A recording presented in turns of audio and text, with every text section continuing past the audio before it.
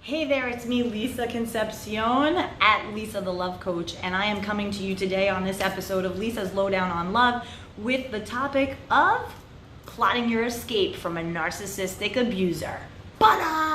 So here's the deal. You guys know, like, oh, I'm in a relationship and this is a disaster and I should not be in this relationship. What the hell am I thinking?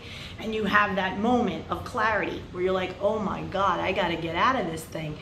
But you know that maybe you have a pattern where you break up, you end it, you go about your life, and you think it's over. And you're like, okay, he's not gonna get in touch with me anymore, or she's not gonna get in touch with me anymore. That's it, it's done, I did it, I'm free. And then just out of nowhere, you get the text, you get the barrage of social media, you get the drama, you get all kinds of stuff, right? So it creates a cycle where you break up and then he chases you, or she chases you, then you make up again and then you break up again, and it's a cycle and it's super unhealthy. But I'm gonna tell you how to break it once and for all. So first thing that you need to do is you have to plot and plan your escape. I mean, this is serious stuff. So maybe like a month before you're thinking of leaving, definitely find some support. So what do I mean by this?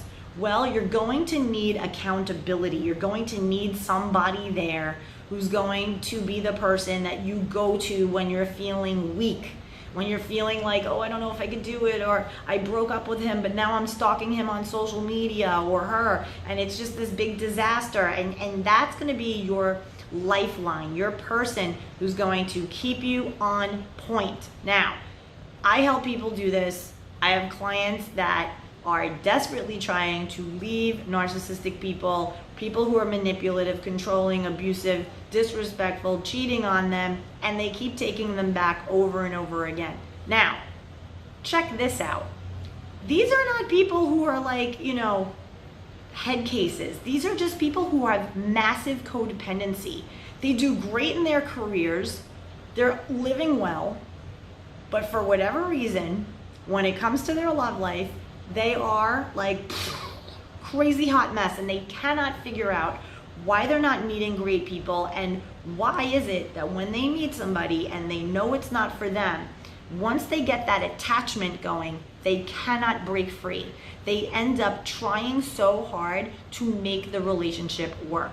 I had a woman who totally knew that the guy was married and completely thought that it would be a good idea to date him anyway, because he kept saying how he was divorcing his wife.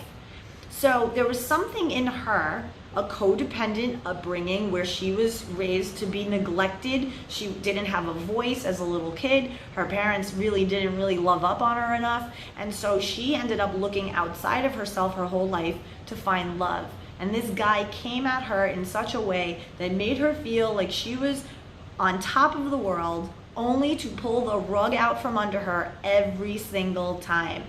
Every time she saw that his actions didn't match his words, she wanted to leave the relationship. Rightfully so, right? If somebody's not treating you right and they're talking a bunch of game, but their actions are not matching, you need to leave the relationship. So she would try to do this over and over and over. And they had a pattern where she would break up, she'd go about her life, she thought she was free, she thought she was free and clear, and all of a sudden, within another week would go by, and he would come at her and call her, and come at her on social media, and come at her every which way. Now, that brings me to number 2.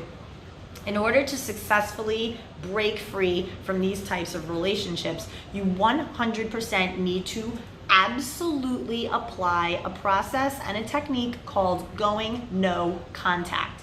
Going no contact is an absolute must if you're going to break free from a codependent narcissistic relationship. Now, what does going no contact even mean? Well, it's exactly that. It's blocking their number, blocking them on all social media, and making sure that nobody in your combined social circles talks to you about them. You have to absolutely be very clear that is not a topic that is on the table for discussion. It is an off-limits topic. And so really make sure that you tell everybody that you know that you want to leave this relationship, that you are doing no contact and that you are not to speak about this person to you at all, period, end of story. So you want to really cultivate an environment of support. You want to have your friends, your family, people supporting you. The problem is a lot of times we feel very embarrassed about these types of relationships. We should know better, and we get really hard on ourselves, and we end up isolating and going through it by ourselves. And it's common. It happened to me. I was this New York girl who can spot BS a mile away, yet I was BS'd by a guy, and he was using me to soothe himself in between a relationship that he still had feelings for his ex. So I was the rebound girl, and he ended up dumping me. It was horrible, but I was able to recover from it, thank God. And one of the things that I absolutely had to do was go 100% no contact, and it worked. So now I help other people do the same thing. So people kind of call me the narcissist slayer, and so that's because I really stick to it, and I help people understand the reason for why they're so addicted to the narcissist in the first place. Once you understand what's going on with you, then you can heal it. Then you have clarity and understanding.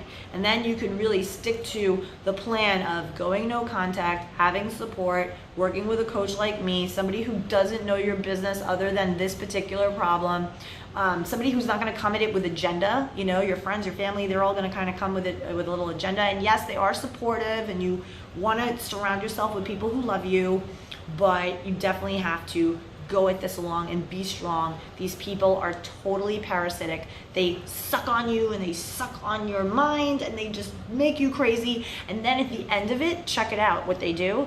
They go all around town and they shit talk you to everybody that you know. Isn't that crazy? They sit there and they smear campaign you. They talk about how crazy you were. Oh, that chick's crazy, crazy, crazy, crazy. And you're like, dude, I'm not crazy. These things happened. You did these things to me. I made a decision. I left you. Crazy. So hey, my name is Lisa Concepcion. I'm a certified professional love life coach, and if you're finding this video because you were searching about how to break free from a narcissistic abusive relationship, and you found me and you like my vibe and you think that we can hang and handle this together, feel free to drop me a line. You can find me at LoveQuestCoaching.com, and there is a free love life assessment, and you just tell me what's going on, and within 3 days I will try my very best to get back to you with some clarity, some answers to your questions, and we can possibly, if it is a fit, get rolling on getting you free of that crazy narcissist. Because honey, you have a big, beautiful life that you need to live, and you're gonna end up stuck and trapped, wasting time with someone who is not here for you, honey. He's here for himself. Have a great day. I'm Lisa, and I wish you love and peace. Bye.